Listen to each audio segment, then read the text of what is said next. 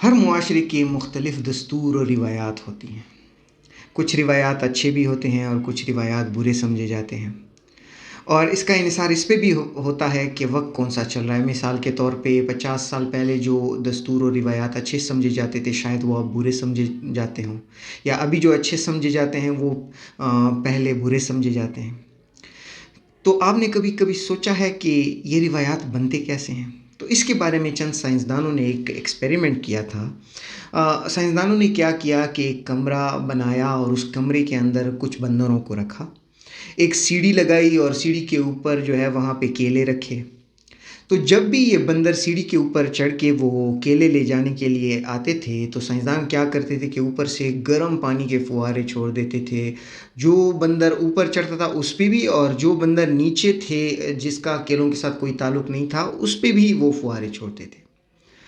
फिर अगले दिन ये हुआ कि दूसरा बंदर ऊपर गया तो उन्होंने फिर से वो फुहारे उनके ऊपर छोड़े। तो धीरे धीरे ये होता गया कि बंदरों को ये पता चल गया कि जैसे ही कोई बंदर ऊपर केले लेने के लिए जाता है तो उसको ऊपर से फिर गर्म पानी के फुहारे हम पे भी आते हैं, उस बंदर पे भी आते हैं, हमें तकलीफ़ और अजाब पर से गुजरना पड़ता है। तो बंदरों ने ये सीख लिया कि जैसे ही कोई बंदर ऊपर चढ़ता था सीढ़ियों पे, तो वो सारे बंदर उसको पकड़ के उसको मारना शुरू कर देते थे।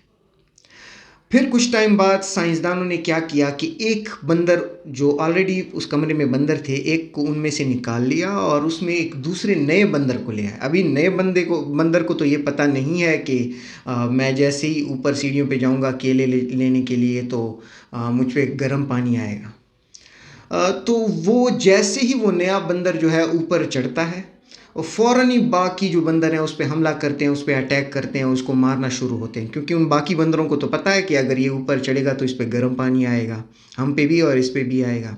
इसी तरह धीरे धीरे साइंसदानों ने क्या किया कि जो पुराने बंदर थे उनमें से एक एक को वो कमरे से बाहर निकालते गए और नए नए बंदरों को अंदर लाते गए। तो जैसे ही वो नए बंदर ट्राई करते ऊपर केले लेने के लिए सीढ़ियों पे चढ़ने की ट्राई करते, तो बाकी बंदर उनको मारने लग जाते थे। तो एक टाइम ऐसे भी आया कि कमरे में सारे जो पुराने बंदर थे जिनको ये पता था कि केले की वजह से जो है केला लेने के जाने की वजह से ऊपर से गर्म पानी के फुहारे पड़ते हैं, वो सारे वो बंदर कमरे से निकाल दिए गए थे, वो रिप्लेस कर दिए गए थे नए बंदरों को जिनको ये बिल्कुल पता भी नहीं था। लेकिन वो रिवायत जो मारने वाली रिवायत थी कि जो भी बंदर ऊपर सीढ़ियों पे चढ़ता था उसे बाकी बंदर मिल के मारते थे, वो रिवायत अभी भी उन बंदरों में जारी थी।